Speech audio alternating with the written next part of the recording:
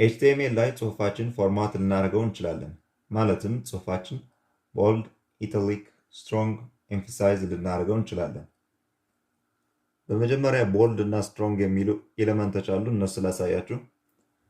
እሺ ለምሳሌ ፒ እንበልና ፓራግራፍ፣ ከዛ እዚህ ላይ this is a ልበልና ከዛ ስፔስ አድርጌ ቢ ላለሁ። ይህንን ቢ ማለት አሁን ቦልድ ማለት ነው። ኦፕኒንግ ታግ አለው፣ ክሎዚንግ ታግም አለው ማለት ነው። ከዛ እዚህ ላይ ሳምፕል ላለው፣ ከዛ ወጥቼ ደግሞ እዚህ ላይ ፓራግራፍ ላለው። እሺ እንየው። ሳምፕል ለብቻ ምን አድርጎታል? ቦልድ አድርጎታል ማለት ነው።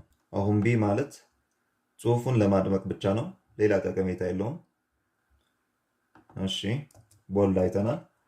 ከዛ ደግሞ ስትሮንግ እናያለን። ፒ እንበልና በድጋሚ እሺ and this is another strong ልበል እዚህ ላይ።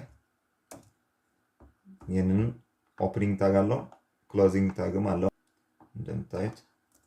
ከዛ እዚህ ላይ ሳምፕል ላለው በድጋሚ። ከዛ እዚህ ላይ ወጥቼ ደግሞ ፓራግራፍ ሪፍሬሽ።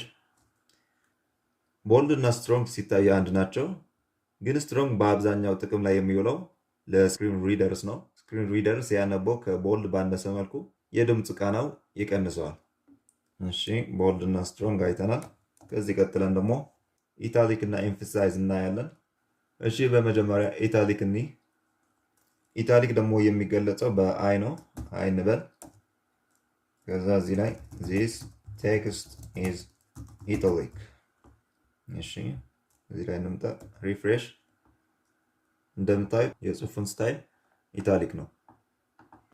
ኢታሊክ ያለ ምንም ሌላ ጠቀሜታ ጽሁፉን ኢታሊክ ብቻ ነው የሚያደርገው። ሌላኛው ደግሞ ኤምፋሳይዝ ነው። ኤምፋሳይዝ ደግሞ ለምሳሌ ፒ እንበልና ኢኤም ልበል፣ ኤምፋሳይዝ ማለት ነው።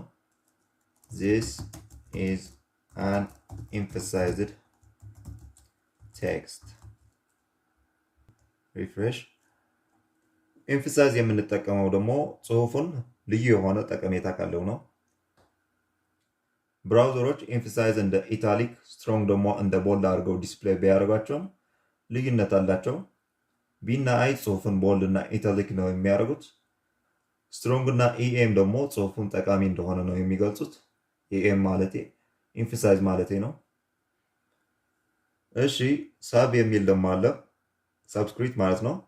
ይህ የምንጠቀመው ለምሳሌ ኬሚካል ፎርሙላ እናስገባ ከፈለግን እንደዚህ ፒ እንበልና ሰም ኬሚካል ፎርሙላ፣ ለምሳሌ የውሃ ፎርሙላ ኤች ልበልና ከዛ ሳብ፣ ከዛ እዚህ ላይ ቱ፣ ከዛ ኦ። እሺ ሪፍሬሽ አድርጉት። እንደምታዩት እዚህ ጋር ኤች ብሎ ከዛ ቱ ደግሞ ሳብስክሪፕት አድርጓታል፣ ከዛ ደግሞ ኦ ብለዋል ማለት ነው። የፈለጋችሁትን ጽሁፍ እንደዚህ አነስ ብሎ ሳብስክሪፕት እንዲሆን ከፈለጋችሁ ሳብ መጠቀም ትችላላችሁ። ሳፕ የሚባል ደግሞ አለ፣ ሱፐርስክሪፕት ማለት ነው። ይህ ደግሞ የምንጠቀመው ለምሳሌ ፓወር ልናደርግ ከፈለግን እንደ ማትስ፣ ለምሳሌ ፒ እንበልና ፓራግራፍ 2 ከዛ ሳፕ እላለሁ 2። እሺ እንየው። እንደምታዩት የመጀመሪያውን ቁጥር ይህንን 2 እዚህ ጋር አስገባ ነው ማለት ነው። ኖርማል ቁጥር ነው። እዚህ ጋር ሳፕ ብለን ደግሞ ይህንን 2 ቁጥር አነስ ብሎ እዚህ ጋር ተቀምጠዋል ማለት ነው። 2 ቁጥር to the power of 2። የፈለጋችሁን ጽሁፍ አነስ ብሎ በላይኛው ክፍል ላይ እንዲታይ ወይም እንዲቀመጥ ከፈለጋችሁ ሳፕ መጠቀም ትችላላችሁ፣ ሱፐርስክሪፕት ማለት ነው። እሺ ለአሁኑ ይህንን ይመስላል። በቀጣይ ቪዲዮ ላይ እንገናኝ።